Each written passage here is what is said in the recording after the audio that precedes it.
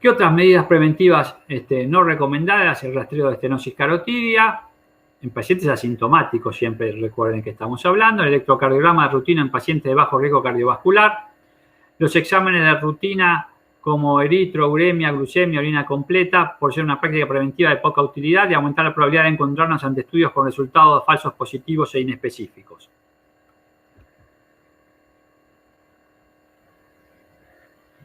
¿Qué hay en cuanto a medidas preventivas que presentan evidencia pobre o conflictiva? ¿Sí? Por ejemplo, el cáncer de pulmón, la radiografía de tórax y o la citología de esputo no deben recomendarse como prueba de cribado del cáncer de pulmón. En realidad, solo los expertos del National Comprehensive Cancer Network, el Lung Cancer Screening Panel, recomiendan este cribado en los individuos con riesgo elevado. Es decir, individuos de 55 a 74 años, fumadores de más de 30 paquetes por año, exfumadores de menos de 15 años o fumadores de 20 paquetes años, más una historia de posición profesional de riesgo. Todas las sociedades científicas señalan que la prevención primaria, consejo y claro personalizado para dejar de fumar, es la estrategia más efectiva para reducir la incidencia y mortalidad por cáncer de pulmón.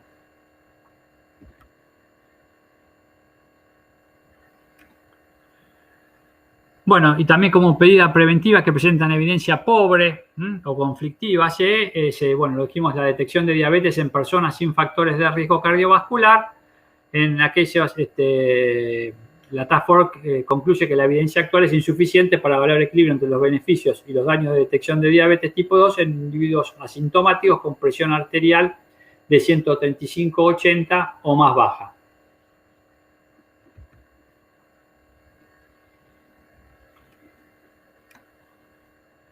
Y en la Task Force establece entonces dos tipos de intervenciones que debe hacer, fundamentalmente todo lo que tiene que ver con la educación para la salud a través del equipo de salud y la educación hacia la comunidad, fundamentalmente sobre la necesidad de controles, aún siendo asintomáticos.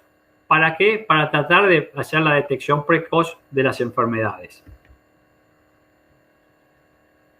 Esta educación para la salud a nivel fundamentalmente a través del personal de salud y la comunidad, van a estar a través de charlas, debate y también a través de afiches. Que estos afiches deben ser siempre claros, simples, fundamentalmente haciendo hincapié en dos tipos de aspectos. Aspecto de prevención y en aspecto de que el individuo está sintomático y es que ahí donde debemos actuar para que no se desarrolle la enfermedad y después tener que los riesgos que la enfermedad desarrolla en sí misma en la propia salud del individuo. Estos carteles y afiches deben ser colocados en centros de salud, en escuelas públicas, en los medios televisivos. La mejor manera de poder llegar a tener una buena educación en la comunidad.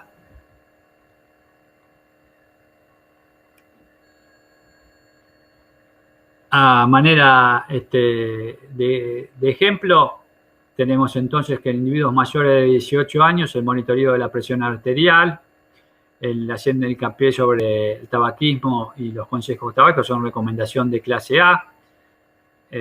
Siempre el screening de HIV en población de riesgo también es una recomendación de clase A.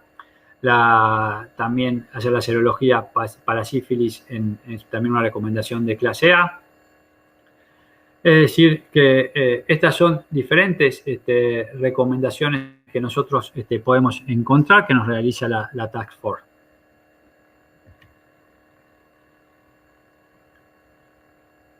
¿Qué dicen algunos estudios sobre estos controles preventivos de salud, sobre estos chequeos?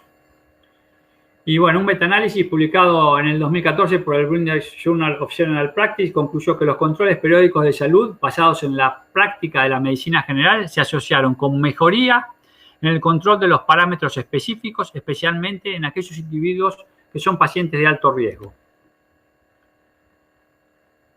Otras revisiones asociaron a los chequeos con efectos beneficiosos en los pacientes que reciben recomendaciones de prácticas preventivas como el Papa Nicolau, el rastreo de dislipemia, de hipertensión, de obesidad o el testeo de sangre oculta en materia fecal para el screening de cáncer colorectal. Así como verse una disminución muchas veces en la ansiedad que tienen estos pacientes por su salud. Esto ve un gran beneficio en los mismos el poder acceder a este tipo de chequeos. pero no todo también es tan beneficioso. Hay estudios que hablan de que estos chequeos clínicos pueden tener cierto grado de perjuicio para la salud del individuo, o que no tienen beneficios en demasía, como es revisión realizada por Cochrane en el año 2012 sobre los controles generales de salud en adultos para reducir la morbilidad y la mortalidad por enfermedades. Este metaanálisis Cochrane de 16 ensayos, 14 de los cuales tenían datos de resultados disponibles, 182.880 pacientes. 9 ensayos proporcionaron datos sobre mortalidad, 12.000 pacientes aproximadamente. De todo esto se concluye que este metaanálisis, los chequeos periódicos probablemente no sean beneficiosos, ya que no mostraron tener impacto en la reducción de la morbilidad ni de la mortalidad por causas generales, ni por cardiovasculares ni por cáncer. Pero por otro lado, aumenta el número de nuevos diagnósticos de patologías. Hay otro estudio, que es estudio sobre controles generales de salud en adultos para reducir la morbilidad y la mortalidad por enfermedades, sobre los beneficios y daños de los controles generales de salud para las poblaciones adultas. En comparación con la atención habitual, las ofertas de controles médicos no se asociaron con tasas más bajas de mortalidad por todas las causas. La morbilidad se informó con poca frecuencia, al igual que la mayoría de los daños, como el uso de procedimientos de diagnóstico. La Task Force y la Canadian Task Force niegan la utilidad de hacer un chequeo anual o bien realizados de modo indiscriminado. Esto es un poco lo que vimos viendo a lo largo de todas estas medidas preventivas que recomendaba la Task Force.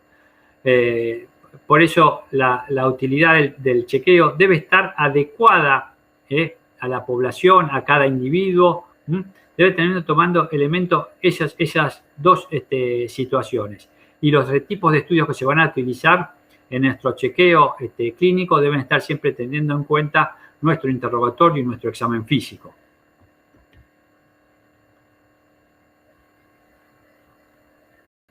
Teniendo en cuenta, pregunta, ¿que son siempre beneficiosos los controles periódicos de salud? Hay que tener en cuenta que a veces las prácticas y estudios que surgen de estos tipos pueden tener cierto beneficio, pero en otras situaciones pueden generarle a veces al paciente una situación que no es muy cómoda para él. A veces este tipo de chequeos pueden despertar, a veces a través de falsos positivos, una ansiedad muy grande, la realización de tratamientos que no son adecuados. Y hay estudios que han demostrado que hacer estos valores de chequeos en forma así regular no han demostrado ningún beneficio en cuanto a lo que puede ser la reducción de la mortalidad, pero sí que tienen un alto costo anual, más de 10.000 millones de años en gasto de atención médica en los Estados Unidos.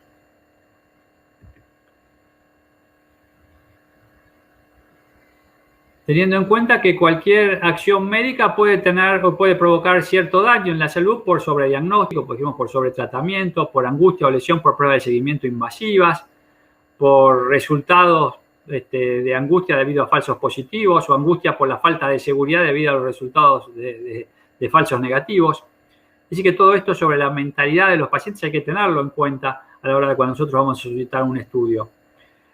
También tener en cuenta la posible continuación de comportamientos de salud que sean adversos debido a los resultados de pruebas negativas o los efectos adversos, los efectos psicosociales debido al etiquetado de dificultades que muchas veces ocurren cuando se determina o se detecta algún tipo de patología o enfermedad.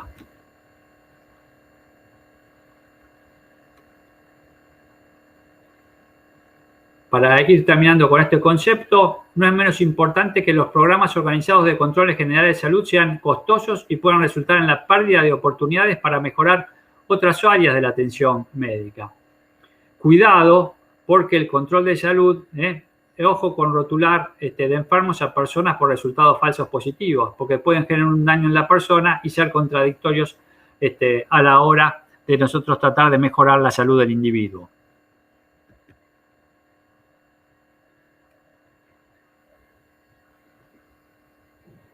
Como conclusión, entonces, de los objetivos del examen periódico de salud, es decir, que debemos pensar siempre que lo que debemos actuar es en prevención, es decir, evitar que algo ocurra. Para eso, en nuestro examen periódico de salud, el médico debe hacer una anamnesis y un examen físico adecuado, buscando siempre la mejor relación entre el médico y el paciente, utilizando las prácticas que le van a demostrar que son útiles para prevenir el desarrollo de una enfermedad.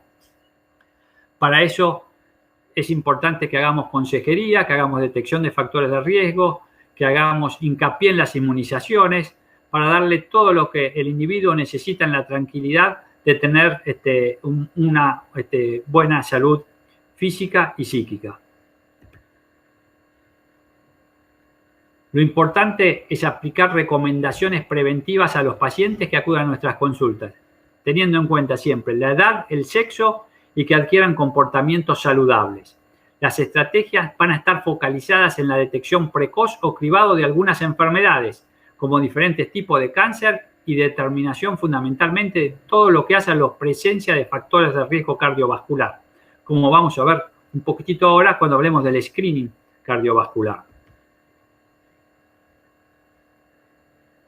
Finalmente, entonces, concluyendo esta segunda parte, podemos decir que el chequeo médico es un componente de la estrategia clínico-preventiva, que es necesario adecuar a las realidades locales para enfrentar la epidemia de enfermedades crónicas, en cuanto a que en forma de establecer estrategias poblacionales que sirvan para mejorar la salud de los individuos.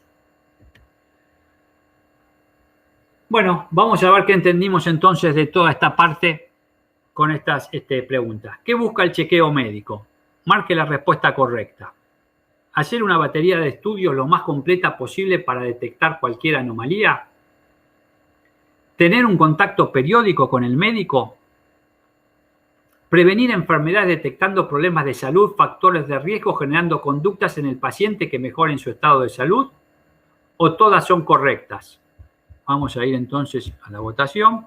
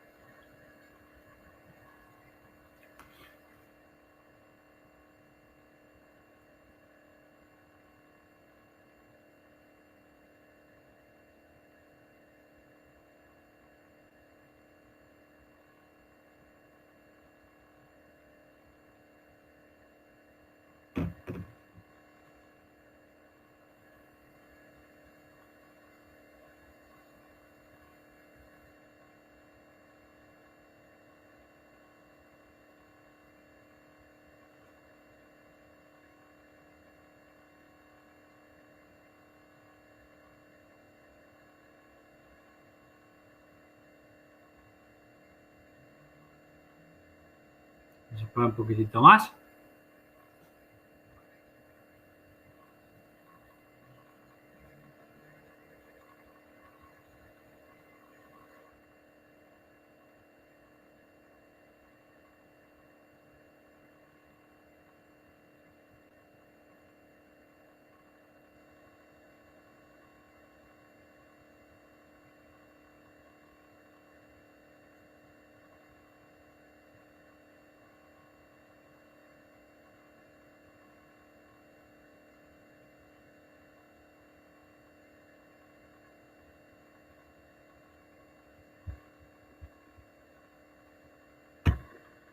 Bueno, vamos a compartir, a ver.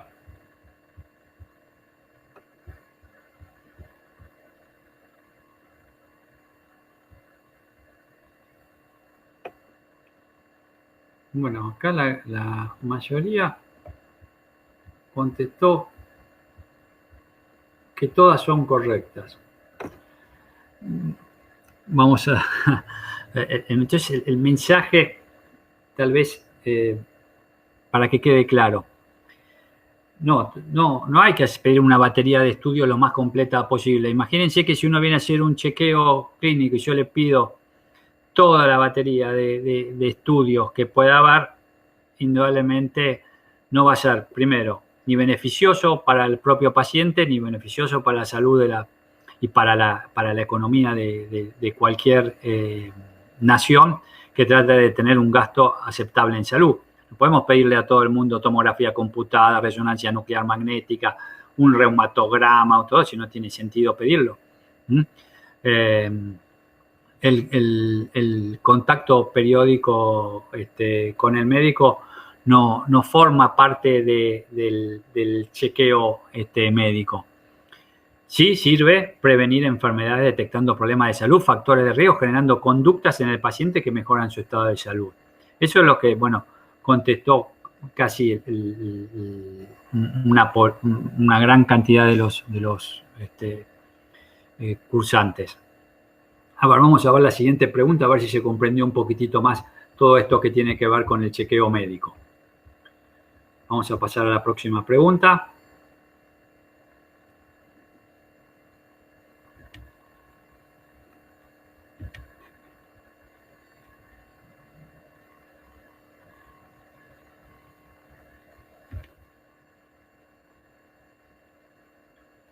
Cuando un paciente asiste al consultorio para un chequeo clínico, ¿qué debe hacer el médico clínico? Marque la respuesta correcta. Hacer una entrevista, hacer un examen físico al paciente, solicitar los exámenes complementarios adecuados o todas son correctas. Vamos a la votación.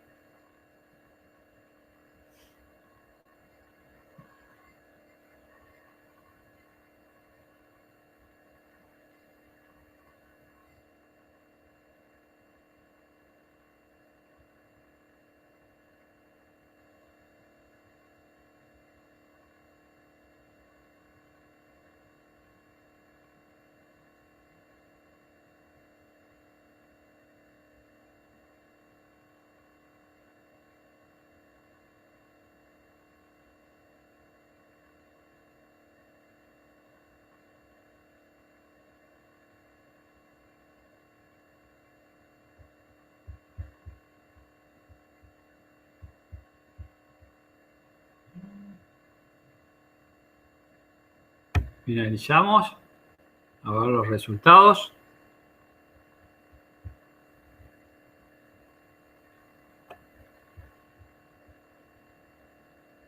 Bueno, muy bien, acá estuvimos perfectos. En nuestro chequeo clínico debemos hacer una entrevista, un examen físico al paciente y solicitar los exámenes complementarios adecuados.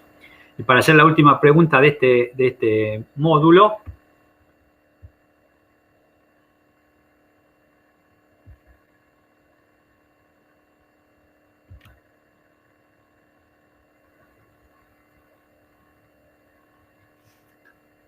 la Task Force establece como medida preventiva recomendada para la detección del cáncer colon rectal. ¿Cuál es la respuesta correcta? Realizar el cribado a pacientes de la población general a partir de los 40 años con sangre oculta en materia fecal anual o con una colonoscopía. Realizar el cribado a pacientes de la población general a partir de los 50 años con sangre oculta en materia fecal anual o con una colonoscopía. Realizar el cribado a pacientes de la población general a partir de los 60 años con sangre oculta en materia fecal anual o con una colonoscopía, y no se obtienen beneficios con el cribado del estudio. Vamos a la encuesta, a la votación.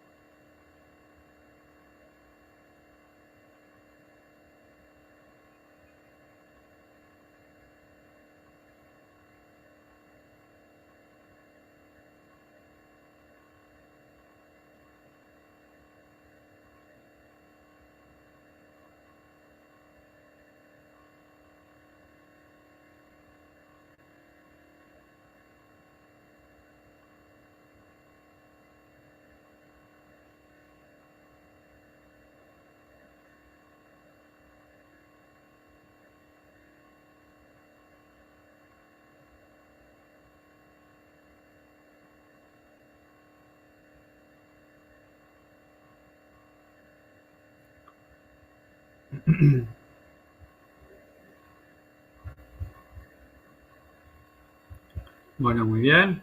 Finalizamos.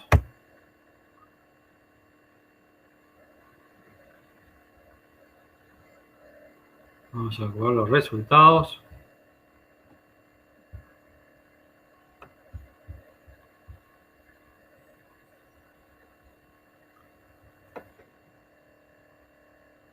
Bueno, la recomendación para el cribado de cáncer colorectal es a partir de los 50 años, ya con una célula oculta más fecal, con una rectosigmoidoscopía o con una colonoscopía. Para los 40 años es si tienen antecedentes familiares, y a partir de los 80 años no. No se obtienen beneficios, sí se obtienen beneficios en el screening del cáncer colorectal. Bueno, vamos entonces, volvemos a la presentación.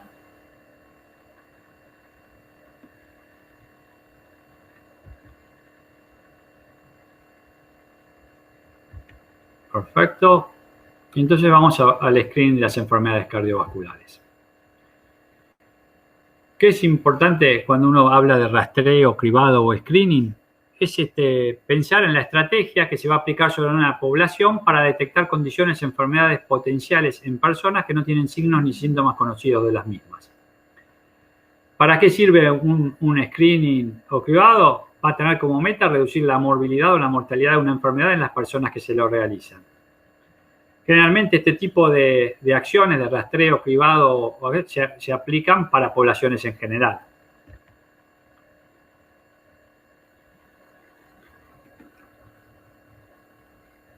Hay ciertos criterios que deben ser importantes a la hora de determinar de que nosotros vamos a hacer el screening. En este caso lo que hacemos referencia fundamentalmente al screening cardiovascular, es que la condición debe ser una causa común de morbimortalidad, la condición que nosotros vamos a hacer a la hora de hacer un screening cardiovascular debe ser detectable, tratar fundamentalmente de que lo que nosotros estudiamos o le pidamos o solicitemos o examinemos, tratable siempre en la manera en la que sea en la parte presintomática.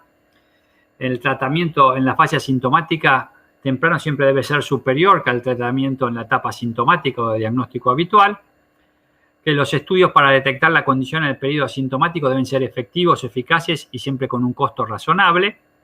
Y el daño de la intervención siempre debe ser menor que el de tratamiento en la etapa sintomática.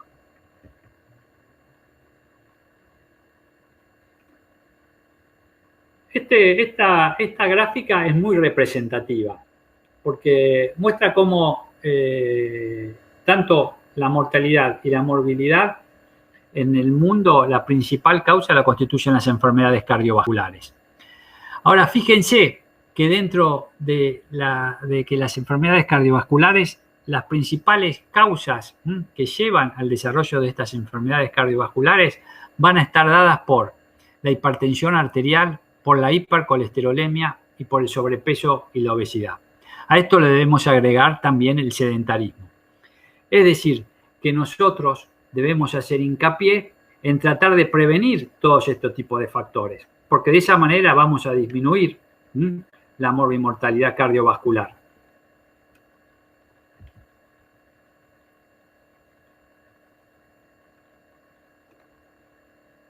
Las enfermedades cardiovasculares entonces representan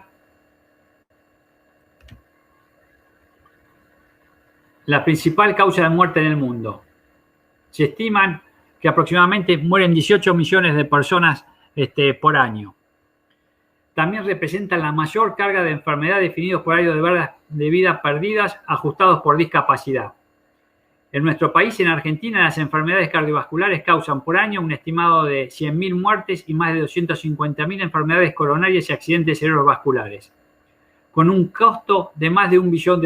Es decir, que la problemática de las enfermedades cardiovasculares es realmente considerable. ¿Y qué interviene en el desarrollo fundamentalmente de la enfermedad cardiovascular? Fundamentalmente el desarrollo que hace, o el principal foco que hace al desarrollo de la enfermedad cardiovascular es el desarrollo de la aterosclerosis. El desarrollo de la aterosclerosis que va a tener como su efecto final la trombosis y el evento coronario agudo. Fíjense, esta gráfica es muy demostrativo cómo la aterotrombosis acorta significativamente la expectativa de vida. Fíjense, no es lo mismo la expectativa de vida de un individuo sano que de un individuo que ha tenido fundamentalmente una enfermedad cardiovascular, o que ha tenido un infarto agudo de miocardio o un ACV, donde se corta la expectativa de vida hasta en 12 años.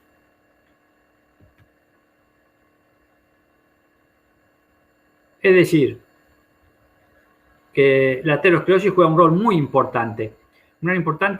¿Y en qué es importante entonces actuar para tratar de prevenir este desarrollo de aterosclerosis? Actuar fundamentalmente sobre aquellos factores que son de riesgo cardiovascular para el desarrollo de la aterosclerosis. Así es que nuestro riesgo cardiovascular va a estar determinado por la probabilidad de que nosotros tengamos un evento cardiovascular en un determinado periodo. Generalmente, este periodo se va a establecer en un lapso de 5 a 10 años.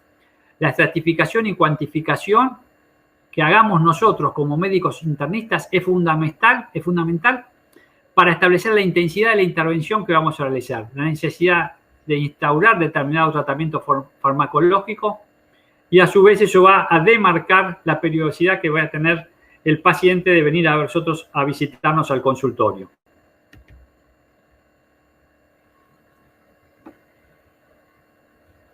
Entonces, la enfermedad cardiovascular tiene un origen multifactorial. Dentro de ese origen multifactorial es importante determinar los factores de riesgo. Estos ya sean biológicos o hábitos adquiridos que se presentan con mayor frecuencia en los pacientes que tienen una enfermedad concreta. Y estos factores de riesgo cardiovascular, los llamados clásicos o tradicionales, los vamos a dividir en dos grandes grupos. Aquellos que son no modificables y aquellos que son modificables. Los no modificables son la edad, el sexo, los antecedentes familiares. Los que son modificables, diabetes, tabaquismo, hipertensión arterial, dislipemia, sobrepeso, sedentarismo, estrés. Todo esto es lo que nos va a marcar el riesgo cardiológico global que tiene un individuo. ¿Cómo vamos nosotros a poder cuantificar ese riesgo cardiovascular que tiene un individuo? Fundamentalmente a través de dos métodos, métodos cuantitativos y métodos cuantitativos. Dentro de los métodos cualitativos es lo que nos van a permitir clasificarlo al individuo en si es de riesgo leve, moderado, alto o muy alto. Y los cuantitativos fundamentalmente a través de tablas de riesgo cardiovascular. Esto va a llevar a que nosotros hagamos un cálculo numérico de ese riesgo cardiovascular, y para eso vamos a disponer de varias herramientas o de múltiples herramientas que estos se han demostrado generalmente en ecuaciones basadas en el seguimiento de las poblaciones. Nuestro método de referencia tal vez es la ecuación de riesgo de Framingham, y la ecuación de riesgo de Framingham fundamentalmente interviene ciertos factores como son el antecedente de hipertensión arterial, la edad, el colesterol elevado, el tabaquismo, todos estos elementos que son los que determinan la enfermedad cardiovascular. Para evaluar nuestro riesgo cardiovascular debemos entonces identificar los factores de riesgo cardiovascular del individuo, hacer un cálculo numérico del riesgo cardiovascular y poder estratificar el riesgo. Todo esto, ¿para qué? Nos va a servir para poder determinar qué conducta seguir con el individuo. En nuestra estratificación del riesgo va a determinar entonces la intensidad del tratamiento, los esfuerzos preventivos, los cuales siempre van a ser proporcionales al riesgo del paciente. Es decir, que el riesgo cardiovascular nos va a marcar siempre eficacia, seguridad y costos.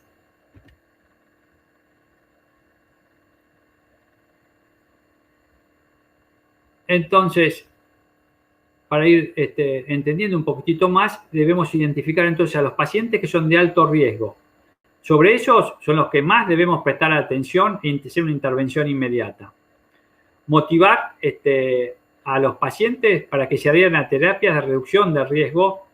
Tratar siempre de medir costo-efectividad en todo lo que tiene que ver con las acciones preventivas. Medir qué impacto van a tener esas acciones preventivas y siempre tratar de ponernos metas logros a los que conseguir, con lo que fundamentalmente vamos a obtener los mayores beneficios.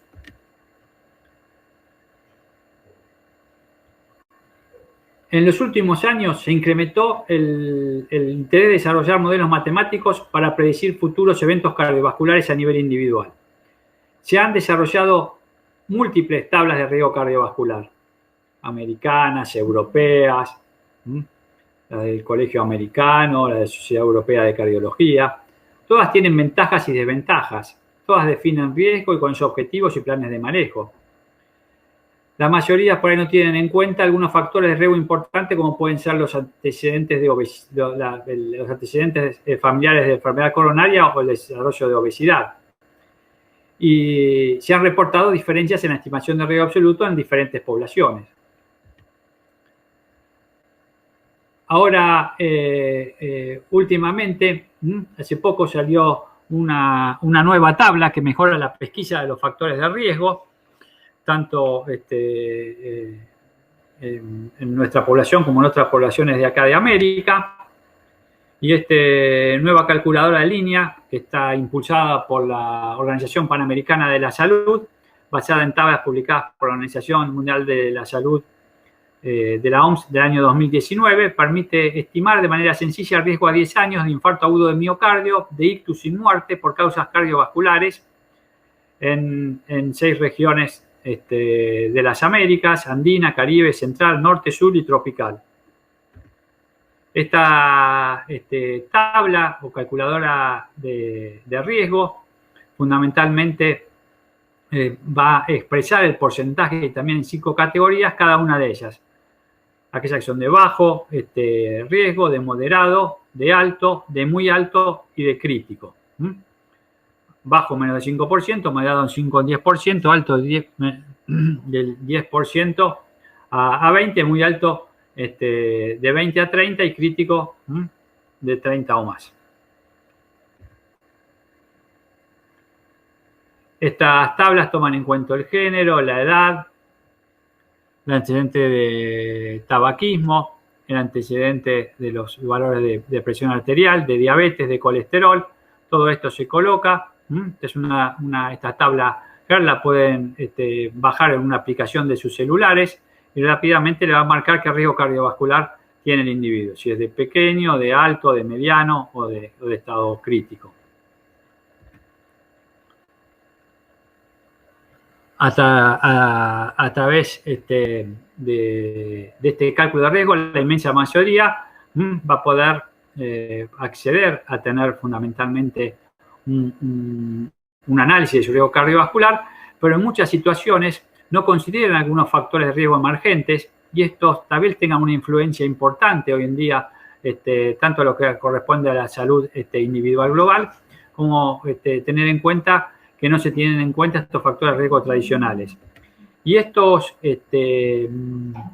estudios han demostrado que cerca de la mitad de los eventos cardiovasculares ocurren en personas que no tienen evidencia de dislipemia. Un 15 a 20% ocurren en personas sin ningún factor de riesgo tradicional o clásico.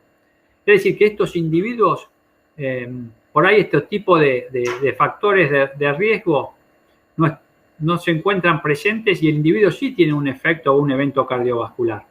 Esto tal vez está determinado por lo que hoy se le da mucha trascendencia, que es el rol que cumple la inflamación como elemento clave en el proceso aterosclerótico. Y concluyen todos en la intención que tiene de actuar sobre todo lo que tiene que ver en esta actividad inflamatoria. Los avances recientes en lo que hace la fisiopatología de la aterosclerosis, el vínculo entre inflamación y aterosclerosis, hoy está bien establecido.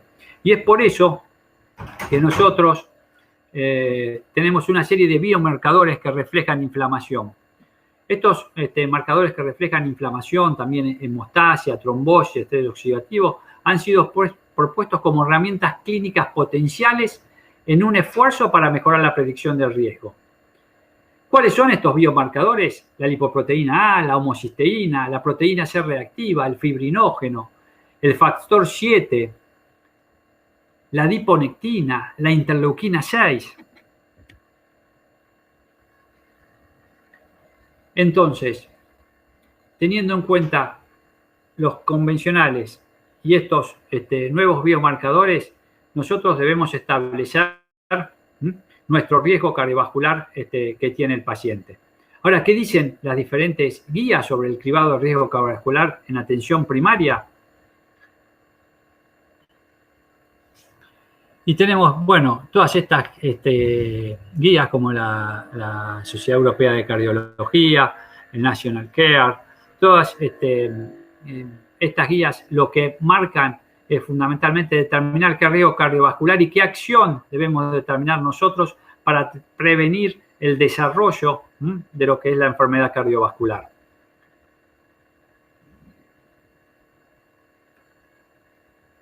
Y la utilización de ciertos fármacos que pueden ser beneficiosos en lo que hace la atención primaria. La mayoría de estas guías lo que van a hacer es van a recomendar entonces la evaluación del riesgo cardiovascular. Van a integrar la edad, la etnia, el sexo, el tabaquismo, la presión arterial y los niveles de lípido utilizando modelos de predicción de riesgo. En cuanto a lo que es estos nuevos biomarcadores, todavía hoy no se utilizan de rutina. La proteína C, la apoproteína, el marcador de protrombina, o puede ser algunos otros marcadores subclínicos de aterosclerosis, como puede ser el índice tobillo-brazo, el score de calcio de las arterias coronarias o la detección de ateroma en los ecodoppler color carotídeos.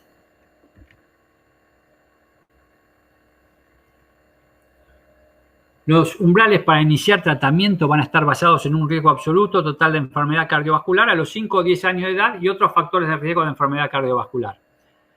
Excepto en personas que tengan niveles extremos de un factor de riesgo de alto riesgo, enfermedad renal o diabetes.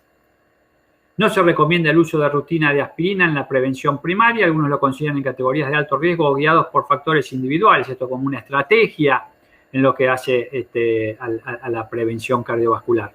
Se recomienda abordar cambios de estilo de vida en todos los grupos objetivos y recomendar repetir el cribado. Es decir, que nosotros todo nuestro screening cardiovascular debemos repetirlo y bueno, sus intervalos pueden variar en individuos de bajo riesgo de 2 a 6 años. Siempre tener en cuenta de bajo riesgo, no en aquellos individuos que tienen daño de órgano blanco o son individuos de alto riesgo. ¿A qué deberíamos empezar a chequear nuestra salud cardiovascular? Y las recomendaciones actuales establecen que a partir de los 40 años en varones y de los 50 en mujeres o tras la menopausia, se debería realizar una valoración del riesgo cardiovascular en personas sin factores de riesgo conocidos.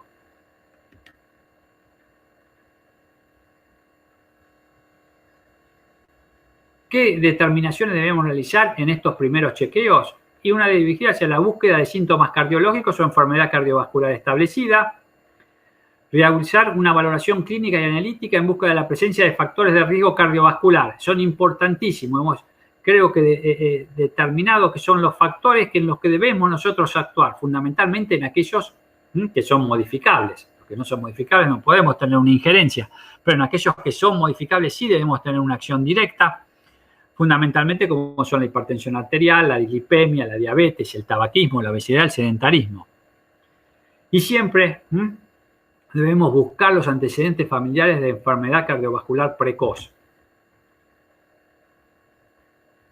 Hay estudios que son más específicos, que corresponden al especialista, que nosotros realmente no los vamos a solicitar.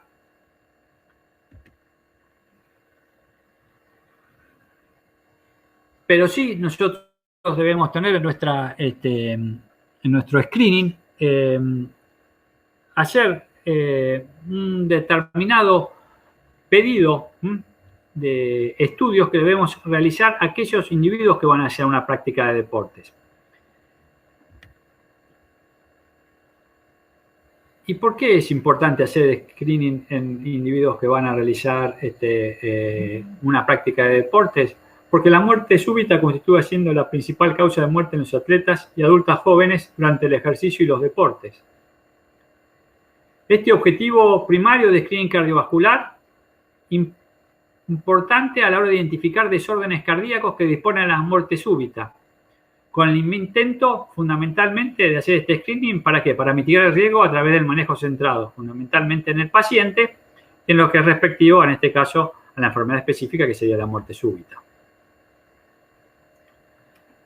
La mayoría de las organizaciones médicas y los órganos deportivos apoyan el screening cardiovascular previo a la participación de deportes. Existe, sin embargo, una controversia considerable en cuanto al método más efectivo y disponible para el mismo.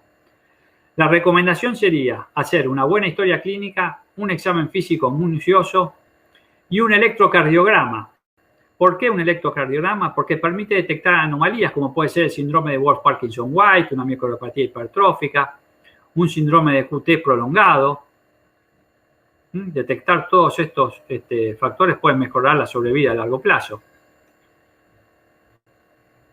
El interrogatorio, la Asociación Americana del Corazón y la Asociación Europea del Corazón consideran que los puntos más trascendentales a la hora de hacer, cuando nosotros interrogamos a estos pacientes, es hacer hincapié en los antecedentes familiares. Si han tenido algún familiar cercano en primer grado, menor de 50 años, que tuvo eventos coronarios o muerte súbita.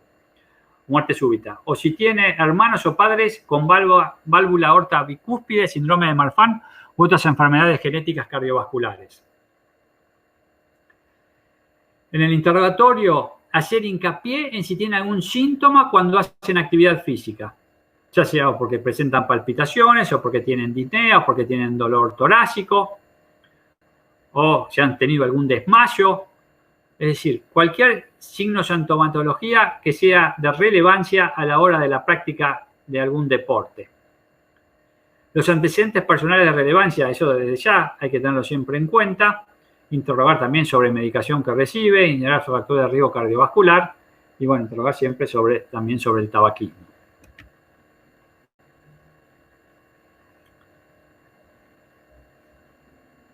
En nuestro país se sugiere la realización de un electrocardiograma en toda evaluación deportiva, luego del interrogatorio y el examen físico. Algunos consideran la realización de un único cardiograma Doppler, fundamentalmente cuando podemos mencionar que necesitamos hacer el diagnóstico de una válvula aorta bicúspide o la patología del resto de la aorta o alguna otra valvulopatía que generalmente no la podemos detectar a través de la ocultación cardíaca y también de algunas otras miocardiopatías. Por eso, generalmente se sugiere realizarlo el ecocardiograma Doppler en pacientes que no tienen. Por eso, todo esto sugiere realizar pacientes que no tienen un ecocardiograma Doppler previo y repetirlo cada 3 a 5 años según el nivel de entrenamiento que realice. Ahora, no recomendamos la realización de una prueba ergométrica graduada en la evaluación inicial básica de un deportista recreacional menor de 35 años y que a su vez no presente ningún factor de riesgo. Si hay alguna otra sospecha o tiene algún factor de riesgo, sí debe solicitarse la ergometría, al igual que la mayor prevalencia de enfermedad coronaria, así que en deportistas mayores de 35 años y que tengan al menos algún factor de riesgo cardiovascular, debamos solicitarle una prueba ergométrica. En este tipo de estudios, cada vez que lo vamos a someter entonces a la prueba ergométrica, debemos tratar de que alcancen el mismo esfuerzo que hacen durante el deporte al cual entrenan. La otra conducta que debemos tomar es qué estudios deben realizarse aquellos que hacen deporte de alto rendimiento, aquellos atletas que son de alto rendimiento, y con qué periodicidad deben realizar estos individuos. Y entonces podemos clasificar alto rendimiento en relación a la cantidad de horas por semana que el deportista interviene en su actividad. Por ejemplo, más de 5 a 6 horas por semana. Estos deportistas se conviene realizar un seguimiento más cercano de los espesores y diámetros cardíacos con ecocardiograma y pruebas ergométricas. Según las características y riesgo del paciente, esto podría ser anual o cada 2 años. Y por último, para ir finalizando este módulo, hoy tenemos, luego de esta pandemia, una conducta que debemos tomar con aquellos pacientes que han tenido COVID. Y esto, ¿en qué se ve? Que fundamentalmente desde el inicio de la crisis del COVID se había evidenciado un incremento del 139% en las muertes relacionadas por afecciones del corazón y de un 58% del número de personas que sufren paro cardíaco en sus hogares. Esto según la Federación Mundial del Corazón. Esto, si bien parte tiene que ver por el propio virus, con las secuencias que puede generar por nivel del miocardio, y otras veces porque el aplazamiento o el retraso de citas en lo que tiene que ver con lo que son los controles cardiológicos. Algunos de los síntomas que se producen durante la infección por COVID son la alteración del sistema inmune, la inflamación y el aumento de la coagulación. Estos, a su vez, pueden agravar también las situaciones de pacientes con enfermedades cardiovasculares crónicas y aumentar así el riesgo de infarto y de patología cardiovascular. La evidencia actual reporta lesión del músculo cardíaco y miocarditis en pacientes con infección por este virus que han sido hospitalizados con tasas que van del 12,5 al 30%. Fíjense, una tasa muy importante. En todos estos pacientes, cuando han sido dados de altas, es importante y se han tenido fundamentalmente internación con estados de COVID, no estados de COVID leves, sino que estados de COVID moderados que han requerido internación. Es importante, aparte de hacer toda su historia clínica completa, su examen físico, pedirle un electrocardiograma y una troponina, un dímero D. Y después, bueno, se evaluará de acuerdo al paciente y la necesidad de una ergometría, un ecodoppler cardíaco y una resonancia nuclear magnética.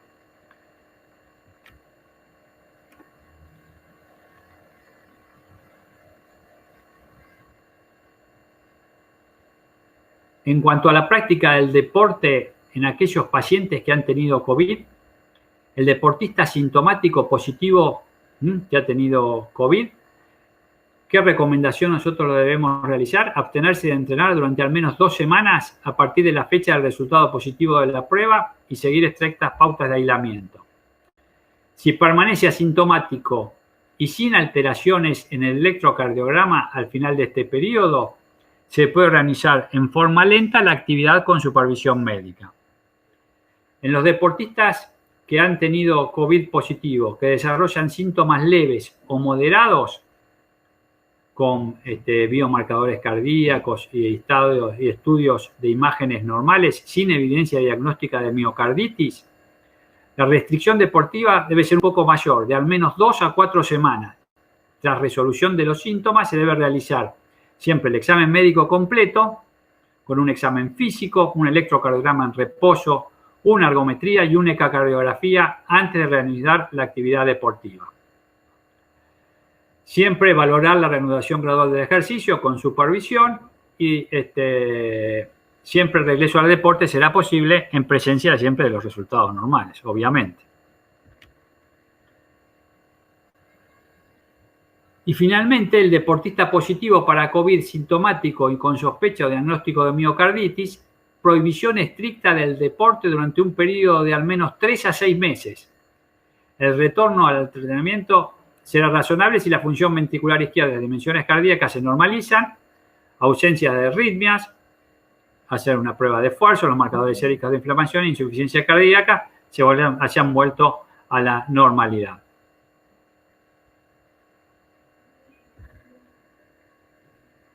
Bueno, entonces para finalizar esta última parte del módulo vamos a hacer las preguntas correspondientes a este módulo. Y la primera pregunta es, ¿cuál de los siguientes factores de riesgo cardiovascular es modificable? ¿La edad, los antecedentes hereditarios, el sobrepeso o el sexo? ¿Cuál es modificable de los siguientes factores de riesgo? Vamos a la encuesta.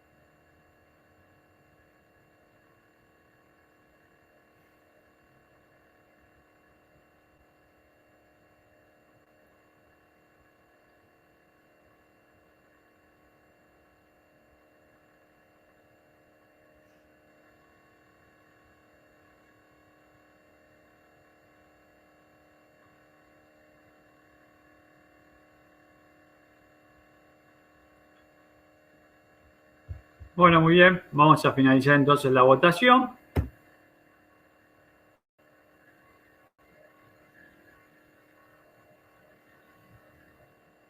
Vamos a compartir los resultados.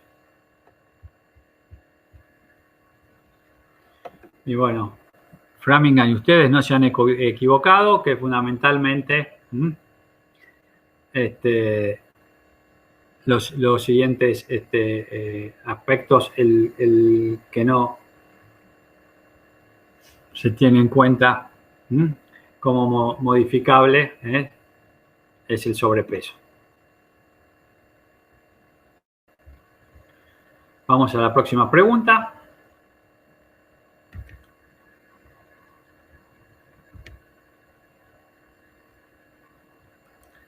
En cuanto a recomendaciones de la guía de práctica clínica para la evaluación del riesgo cardiovascular en atención primaria, ¿cuál de las afirmaciones es incorrecta?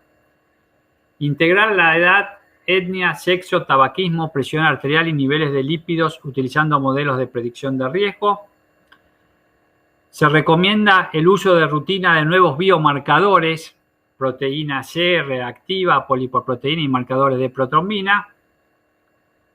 Se recomienda abordar cambios de estilo de vida en todos los grupos objetivos y se recomienda repetir el cribado cada 2 a 6 años en personas de bajo riesgo. ¿Cuál es incorrecta? Vamos a la votación.